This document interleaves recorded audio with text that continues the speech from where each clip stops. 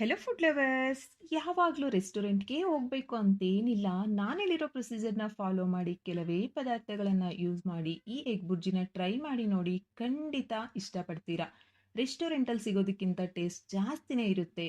ಇದೇ ತರಹದ ಒಳ್ಳೆ ರೆಸಿಪೀಸ್ಗಾಗಿ ನಮ್ಮ ಚಾನಲ್ನ ಇವಾಗಲೇ ಸಬ್ಸ್ಕ್ರೈಬ್ ಮಾಡ್ಕೊಳ್ಳಿ. ನಾನು ನಿಮ್ಮ Lakshmi. Welcome to Lakshmi recipes. ನೋಡಿ ವೀಕ್ಷಕರೇ, ಮೊದಲನೇದಾಗಿ ಸ್ಟವ್ ಆನ್ ಮಾಡಿ ಬಾಣಲಿ ಇಟ್ಕೊಂಡು 4 ಟೇಬಲ್ ಸ್ಪೂನ್ ಎಣ್ಣೆನ ಹಾಕ್ಕೊಂಡು ಎಣ್ಣೆ ಕಾಯಿಸ್ಕೊಳ್ಳಿ. ಎಣ್ಣೆ ಕಾದ್ಮೇಲೆ 2 ಮೀಡಿಯಂ ಸೈಜ್ ಈರುಳ್ಳಿನ ಚಿಕ್ಕದಾಗಿ ಕಟ್ ಮಾಡಿ ಹಾಕ್ಕೊಳ್ಳಿ. ಹಾಗೆ 3 ಹಸಿಮೆಣಸಿನ್ಕಾಯಿನೂ ಅಷ್ಟೇ ಚಿಕ್ಕದಾಗಿ ಕಟ್ ಮಾಡಿ ಹಾಕ್ಕೊಂಡು ಲೋ ಫ್ಲೇಮ್ನಲ್ಲಿ ಈರುಳ್ಳಿ ಸಾಫ್ಟ್ ಆಗೋ ತನಕ ಕಲಿಸ್ಕೊಳ್ತಾ ಫ್ರೈ ಮಾಡ್ಕೊಳ್ಳಿ. ಕಲಿಸ್ತಲೇ ಇರಬೇಕು ವೀಕ್ಷಕರೇ, ಕೈ ಬಿಡಬೇಡಿ.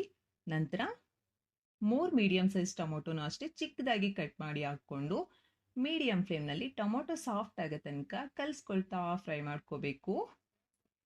ನೋಡಿ, ಟೊಮೊಟೊ ಸಾಫ್ಟ್ ಆಗಿದೆ. ಇವಾಗ 1/4 ಟೇಬಲ್ ಸ್ಪೂನ್ ಅರಿಶಿನ ಪುಡಿ, ರುಚಿಗೆ ತಕ್ಕಷ್ಟು ಉಪ್ಪು, ನಾನಿಲ್ಲಿ ಅರ್ಧ 1 ಟೇಬಲ್ ಸ್ಪೂನ್ ಖಾರದ ಪುಡಿ ಹಾಕ್ಕೊಳ್ತಿದ್ದೀನಿ. ನಿಮ್ಮ ಖಾರಕ್ಕೆ ತಕ್ಕಂತೆ ಹಾಕ್ಕೊಳ್ಳಿ. ಹಾಗೆ 3/4 ಟೇಬಲ್ ಸ್ಪೂನ್ ಗರಂ ಮಸಾಲಾನ ಹಾಕ್ಕೊಂಡು ಲೋ ಫ್ಲೇಮ್ನಲ್ಲಿ 30 ಸೆಕೆಂಡ್ಸ್ ಕಲಿಸ್ಕೊಳ್ತಾ ಫ್ರೈ ಮಾಡ್ಕೋಬೇಕು. ಕಲಿಸ್ದಲೇ ಇರಬೇಕು, ಇಲ್ಲಾಂದರೆ ತಳ ಅಂಟುತ್ತೆ. ನೋಡಿ, ಇಷ್ಟ ಆದಮೇಲೆ ಇವಾಗ ಕೊತ್ತಂಬರಿ ಸೊಪ್ಪನ್ನ ಚಿಕ್ಕದಾಗಿ ಕಟ್ ಮಾಡಿ ಹಾಕ್ಕೊಂಡು ಮತ್ತೆ ಒಂದು 10 ಸೆಕೆಂಡ್ಸ್ ಲೋ ಫ್ಲೇಮ್ನಲ್ಲೇ ಕಲಿಸ್ಕೊಳ್ತಾ ಫ್ರೈ ಮಾಡ್ಕೊಳ್ಳಿ. ನಂತರ ಚಿಕ್ಕ ಲೋಟದಲ್ಲಿ ನಾವು ಟೀ ಕುಡಿಲಿಕ್ಕೆ ಯೂಸ್ ಮಾಡ್ತೀವಲ್ಲ, ಆ ರೀತಿ ಲೋಟದಲ್ಲಿ ಅರ್ಧ ಲೋಟ ನೀರನ್ನ ಹಾಕ್ಕೊಂಡು ಮೀಡಿಯಂ ಫ್ಲೇಮ್ನಲ್ಲಿ ಒಂದು ಕುದಿ ಬರೋ ತನಕ ಕುದಿಸ್ಕೋಬೇಕು.